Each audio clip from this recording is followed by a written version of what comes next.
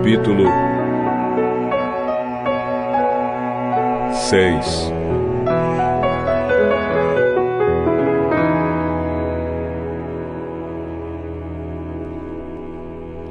Jesus voltou com seus discípulos para a cidade de Nazaré, onde ele tinha morado. No sábado, começou a ensinar na sinagoga. Muitos que o estavam escutando ficaram admirados e perguntaram: de onde é que esse homem consegue tudo isso? De onde vem a sabedoria dele? Como é que ele faz esses milagres? Por acaso ele não é o carpinteiro, filho de Maria? Não é irmão de Tiago, José, Judas e Simão? As suas irmãs não moram aqui? Por isso ficaram desiludidos com ele. Mas Jesus disse: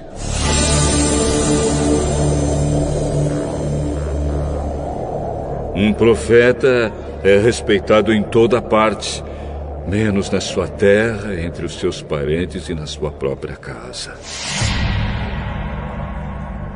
Ele não pôde fazer milagres em Nazaré, a não ser curar alguns doentes, pondo as mãos sobre eles. E ficou admirado com a falta de fé que havia ali. Jesus ensinava nos povoados que havia perto dali. Ele chamou os 12 discípulos e os enviou 2 a 2, dando autoridade a eles para expulsar espíritos maus. Deu ordem para não levarem nada na viagem, somente uma bengala para se apoiar. Não deviam levar comida, nem sacola, nem dinheiro. Deviam calçar sandálias e não levar nem uma túnica a mais. Disse ainda: quando vocês entrarem numa cidade, fiquem hospedados na casa em que forem recebidos até saírem daquela cidade. Mas, se em algum lugar as pessoas não quiserem recebê-los nem ouvi-los, vão embora. E na saída sacudam o pó das suas sandálias, como sinal de protesto contra aquela gente. Então os discípulos foram e anunciaram que todos deviam se arrepender dos seus pecados. Eles expulsavam muitos demônios e curavam muitos doentes, pondo azeite na cabeça deles. O rei Herodes ouviu falar de tudo isso, porque a fama de Jesus se havia espalhado por toda parte. Alguns diziam: esse homem é João Batista, que foi ressuscitado. Por isso esse homem tem poder para fazer milagres. Outros diziam que ele era Elias, mas alguns afirmavam: ele é profeta, igual aqueles profetas antigos. Quando Herodes ouviu isso, disse: ele é João Batista. Eu mandei cortar a cabeça dele e agora ele foi ressuscitado. Pois tinha sido Herodes mesmo quem havia mandado prender João, amarrar as suas mãos e jogá-lo na cadeia. Ele havia feito isso por causa de Herodias, com quem havia casado, embora ela fosse esposa do seu irmão Filipe. Por isso João tinha dito muitas vezes a Herodes: pela nossa lei, você é proibido de casar com a esposa do seu irmão. Herodias estava furiosa com João e queria matá-lo. Mas não podia, porque Herodes tinha medo dele, pois sabia que ele era um homem bom e dedicado a Deus. Por isso Herodes protegia João. E quando ouvia João falar, ficava sem saber o que fazer, mas mesmo assim gostava de escutá-lo. Porém, no dia do aniversário de Herodes, apareceu a ocasião que Herodias estava esperando. Nesse dia, Herodes deu um banquete para as pessoas importantes do seu governo, altos funcionários, chefes militares e autoridades da Galileia. Durante o banquete, a filha de Herodias entrou no salão e dançou.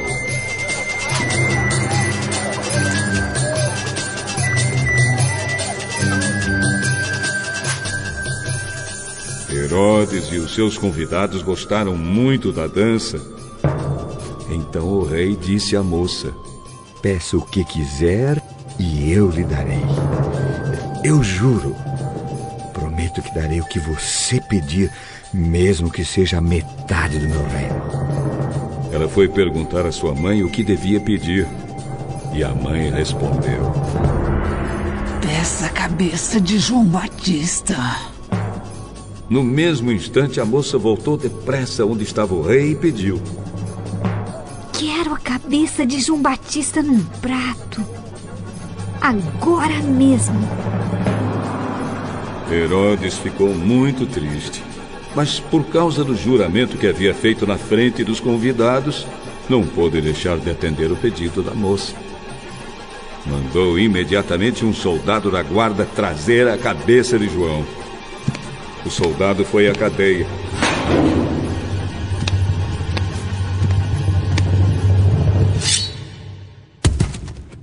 Cortou a cabeça de João.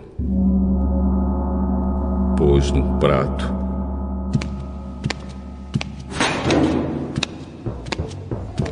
E deu à moça.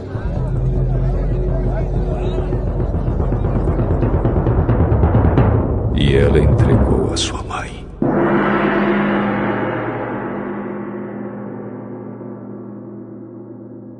Quando os discípulos de João souberam disso, vieram, levaram o corpo dele e o sepultaram.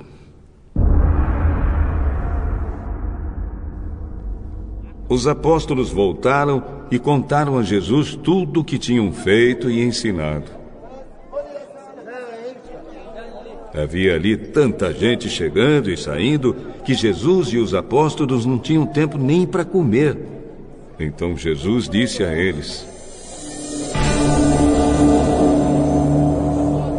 Venham, vamos sozinhos para um lugar deserto a fim de descansarmos um pouco. Então foram sozinhos de barco para um lugar deserto. Porém, muitas pessoas os viram sair e os reconheceram. De todos os povoados, muitos correram pela margem e chegaram lá antes deles. Quando Jesus desceu do barco, viu a multidão e teve pena daquela gente, porque pareciam ovelhas sem pastor. E começou a ensinar muitas coisas. De tardinha, os discípulos chegaram perto de Jesus e disseram: Já é tarde e esse lugar é deserto. Mande essa gente embora, a fim de que vão aos sítios e povoados perto daqui e compre alguma coisa para comer. Deem vocês mesmos comida a eles. Pra gente comprar pão para toda essa gente, nós precisaríamos de 200 moedas de prata. Quantos pães vocês têm? Vão ver. Os discípulos foram ver e disseram: Temos 5 pães e 2 peixes. Então Jesus mandou o povo sentar-se em grupos na grama verde. Todos se sentaram em grupos de 100 e de 50. Aí Jesus pegou os 5 pães e os 2 peixes, olhou para o céu e deu graças a Deus.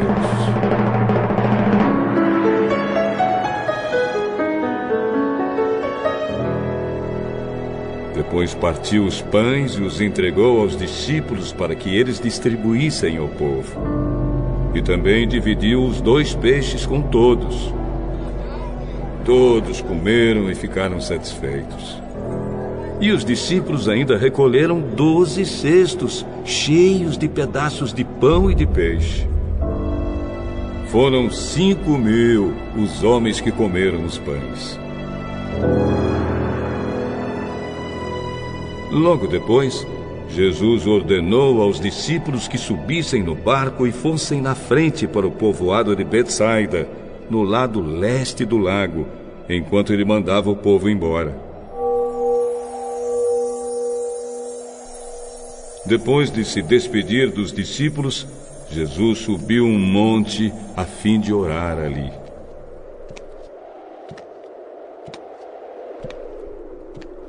Quando chegou a noite, o barco estava no meio do lago e Jesus estava em terra, sozinho. Ele viu que os discípulos estavam remando com dificuldade porque o vento soprava contra eles. Já de madrugada, entre as 3 e as 6 horas, Jesus foi até lá, andando em cima da água. E ia passar adiante deles. Quando viram Jesus andando em cima da água, os discípulos pensaram que ele era um fantasma e começaram a gritar. Todos ficaram apavorados com o que viram. Mas logo Jesus falou com eles, dizendo: Coragem, sou eu, não tenho medo. Aí subiu no barco com eles e o vento se acalmou.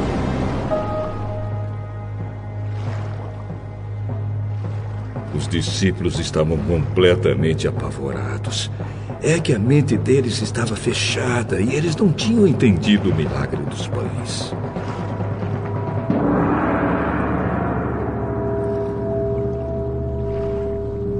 Jesus e os discípulos atravessaram o lago e chegaram à região de Genezaré, onde amarraram o barco na praia. Quando desceram do barco, o povo logo reconheceu Jesus. Então, eles saíram correndo por toda aquela região. Começaram a trazer os doentes em camas e os levavam para o lugar onde sabiam que Jesus estava. Em todos os lugares aonde ele ia, isto é, nos povoados, nas cidades e nas fazendas, punham os doentes nas praças e pediam a Jesus que os deixasse pelo menos tocar na barra da sua roupa. E todos os que tocavam nela ficavam curados.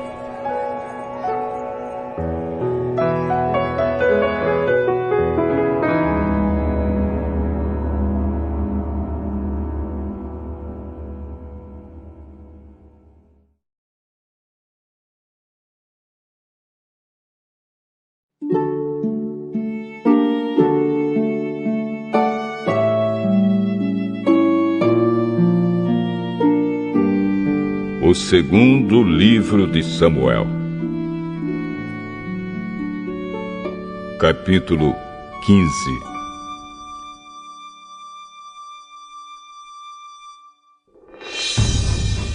Depois disso, Absalão mandou preparar para si um carro com cavalos e 50 homens para correrem na sua frente.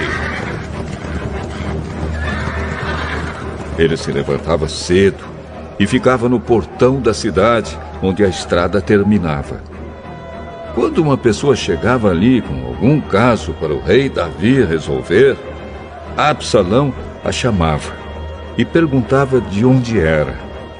E quando a pessoa respondia: Senhor, eu sou de tal tribo de Israel, Absalão dizia: Olhe, a lei está do seu lado, mas não há um representante do rei para ouvir o seu caso.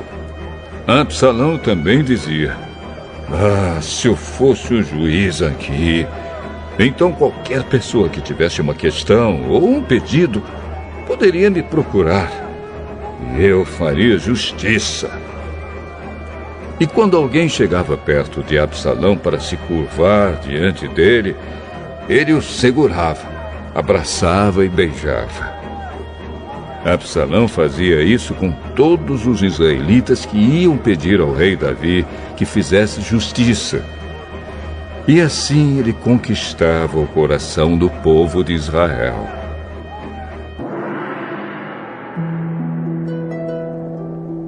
4 anos depois, Absalão disse ao rei Davi: Deixe-me ir à cidade de Hebrom para pagar uma promessa que fiz a Deus, o Senhor.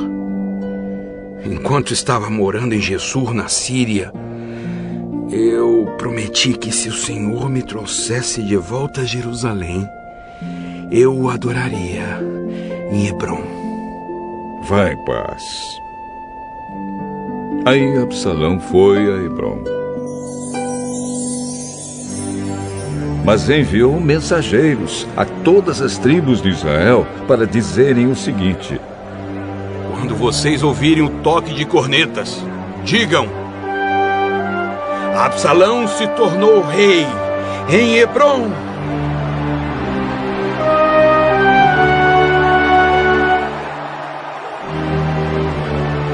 200 homens saíram de Jerusalém com Absalão como convidados. Eles não sabiam nada daquele plano e foram com toda a boa fé. Enquanto estava oferecendo sacrifícios, Absalão também mandou chamar Aitofel, da cidade de Gilo. Aitofel era um dos conselheiros de Davi. Assim a revolta contra o rei ficou mais forte e os seguidores de Absalão aumentaram.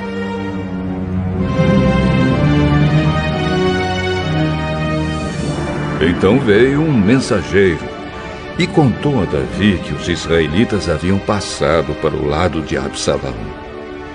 Aí Davi disse a todos os seus oficiais que estavam com ele em Jerusalém: Se queremos escapar de Absalão, temos de fugir logo.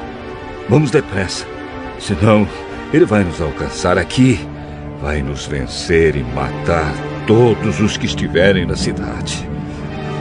Sim, nós, os seus servidores, estamos prontos para fazer tudo o que o senhor disser. Aí o rei saiu, acompanhado por toda a sua família e pelos seus funcionários. Deixou somente 10 concubinas para cuidarem do palácio.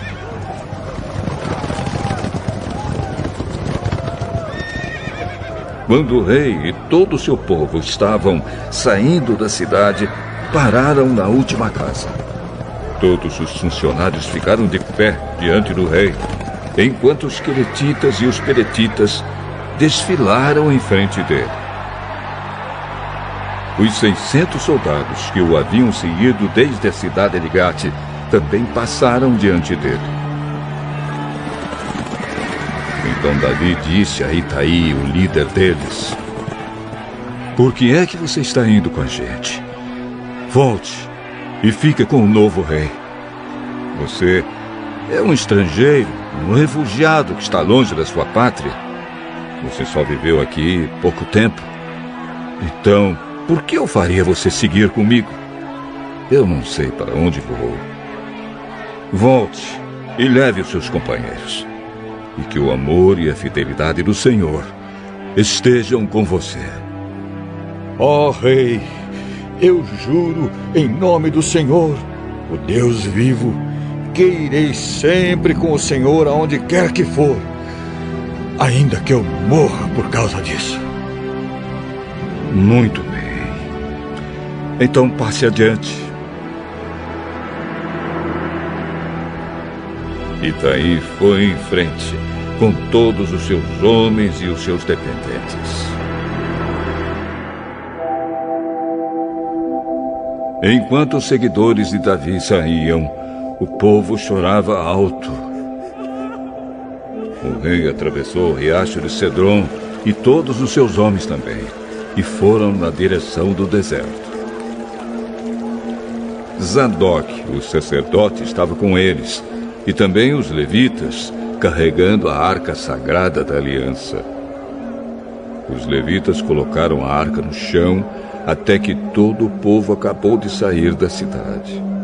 Abiatar também estava ali. Então o rei disse a Zadok: Leve a arca da aliança de volta para a cidade.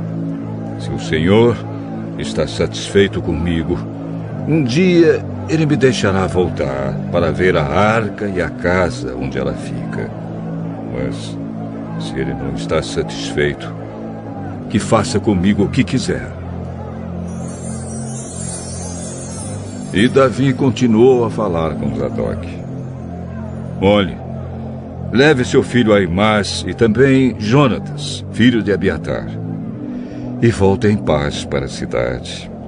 Enquanto isso, eu vou ficar esperando nos caminhos do deserto até receber notícias de vocês. Então Zadok e Abiatar levaram a arca de volta para Jerusalém e ficaram lá.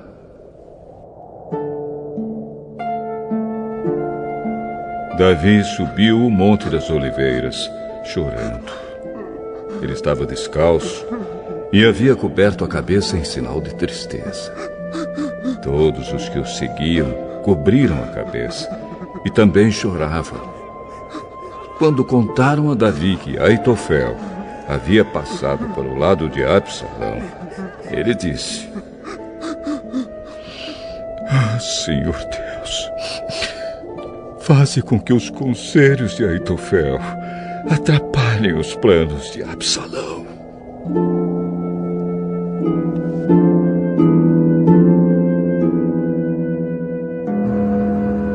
Quando Davi chegou ao alto do monte, onde havia um lugar de adoração, o seu fiel amigo Uzai, da família dos Arquitas, foi encontrar-se com ele ali. Uzai estava com as roupas rasgadas e tinha posto terra na cabeça em sinal de tristeza. Davi lhe disse: Não venha comigo, pois isso não me ajudará. Mas você poderá me ajudar, fazendo com que os conselhos de Aitofel fiquem sem efeito. Quando voltar à cidade, diga a Absalão: Ó rei, eu agora vou servir o Senhor como servia o seu pai. Os sacerdotes Zadok e Abiatar vão estar lá, e você contará a eles tudo o que ouvir no palácio do rei. Os filhos deles, Aimás e Jonatas, vão estar lá também, e você poderá me mandar por eles todas as informações que conseguir. Então Uzai, o amigo de Davi, foi e chegou à cidade justamente quando Absalão estava chegando lá.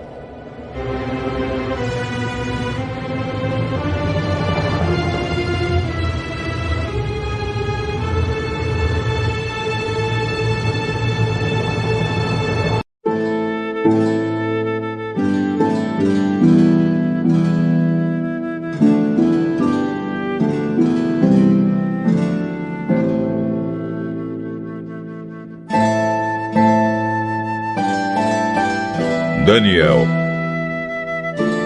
capítulo 9.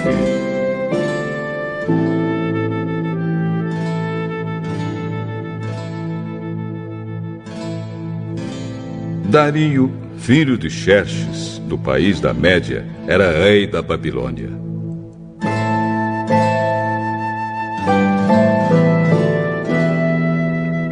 No primeiro ano do seu reinado, eu estava estudando os livros sagrados e pensando nos 70 anos que Jerusalém ficaria arrasada, de acordo com o que o Senhor Deus tinha dito ao profeta Jeremias.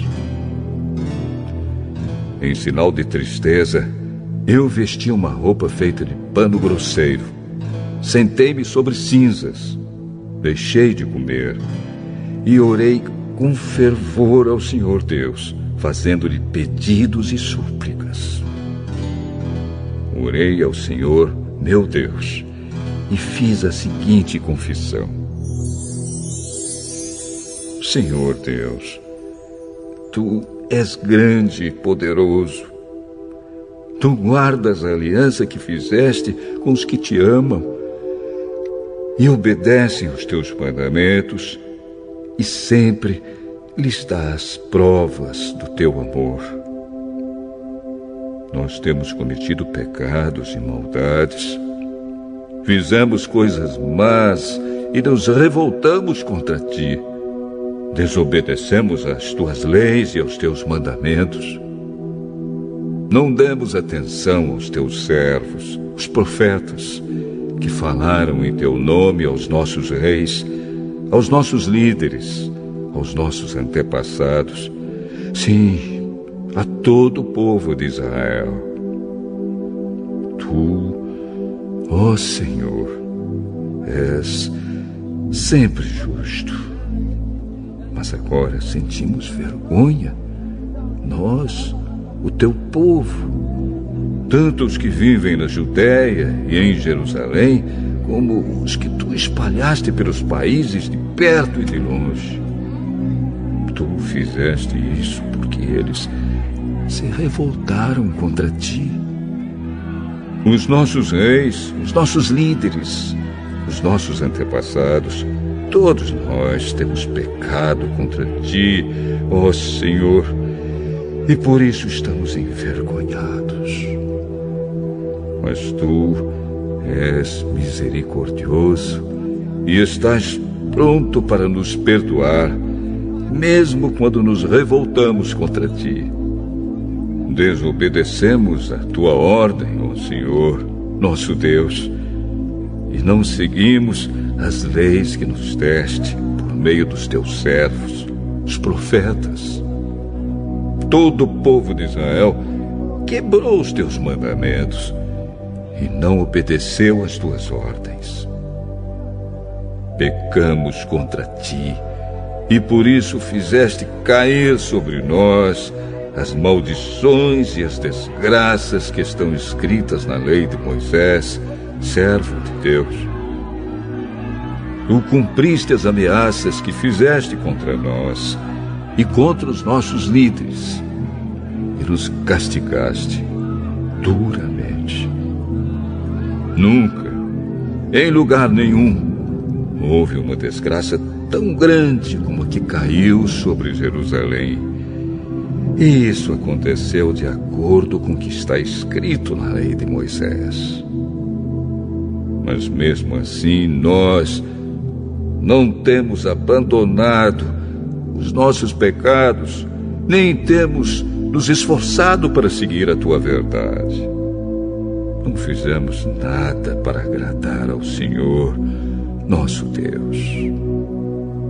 Portanto, tu, ó Senhor, preparaste esse castigo e o fizeste cair sobre nós. Tu és o Senhor, nosso Deus. Tu és justo em tudo o que fazes. E nós não temos dado atenção às tuas ordens. Ó Senhor, nosso Deus, tu mostraste o teu grande poder quando tiraste o teu povo do Egito, e a fama que ganhaste com isso continua até hoje. Mas nós temos pecado e feito o mal. Ó Senhor, tu és misericordioso. Portanto, não continues irado e furioso com Jerusalém, que é a tua cidade e o teu monte santo. Por causa dos nossos pecados e dos pecados dos nossos antepassados, os povos de todos os países vizinhos zombam de Jerusalém e do teu povo. Ó nosso Deus, ouve a minha oração. Atende a súplica deste teu servo, para que todos saibam que tu, Senhor, és Deus. Derrama as tuas bênçãos sobre o teu templo, que agora está abandonado. Ouve, ó meu Deus, e atende a minha oração. Abre os olhos, vê a nossa desgraça e olha para a tua cidade. Fazemos os nossos pedidos por causa da tua grande compaixão e não porque sejamos bons e honestos. Ouve, ó Senhor, Perdoa-nos, Senhor.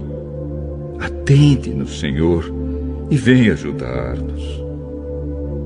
Para que todos saibam que Tu és Deus, não demores em nos socorrer, ó meu Deus, pois nós somos o Teu povo e Jerusalém é a Tua cidade. Eu continuarei a orar e a confessar os meus pecados e também os do meu povo e a fazer ao Senhor, meu Deus, as minhas súplicas em favor do Seu Monte Santo.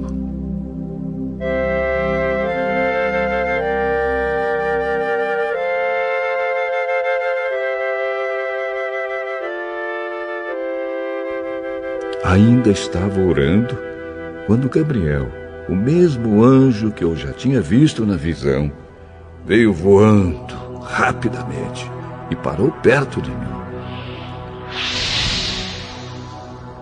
Eram 3 horas, a hora do sacrifício da tarde. Ele disse: Daniel, eu vim explicar o que quer dizer a visão.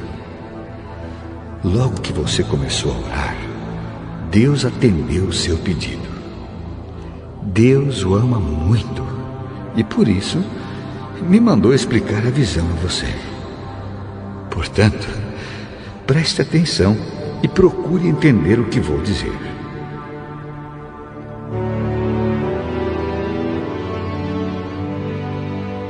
Daniel, o castigo do seu povo e da sua santa cidade vai durar 70 anos vezes 7, até que termine a revolta e o pecado acabe. Então, o seu povo vai conseguir o perdão dos seus pecados e a justiça eterna de Deus será feita. A visão e a profecia serão cumpridas e o santo templo será inaugurado de novo. Preste atenção, Daniel, e compreenda. Depois de ser dada a ordem para reconstruir Jerusalém, 7 anos vezes 7 vão passar até que chegue o líder escolhido por Deus. As novas ruas e muralhas de Jerusalém durarão 62 anos vezes 7, mas será um tempo de muito sofrimento. No fim desse tempo, o líder escolhido por Deus será morto injustamente. Chegará um rei com o seu exército e destruirá a cidade e o templo. O fim virá como uma enchente, trazendo a guerra e as destruições que Deus resolveu mandar. Esse rei fará com muitos povos um acordo que durará 7 anos. Mas, quando passar metade desse tempo, ele acabará com os sacrifícios de animais e as ofertas de cereais no templo.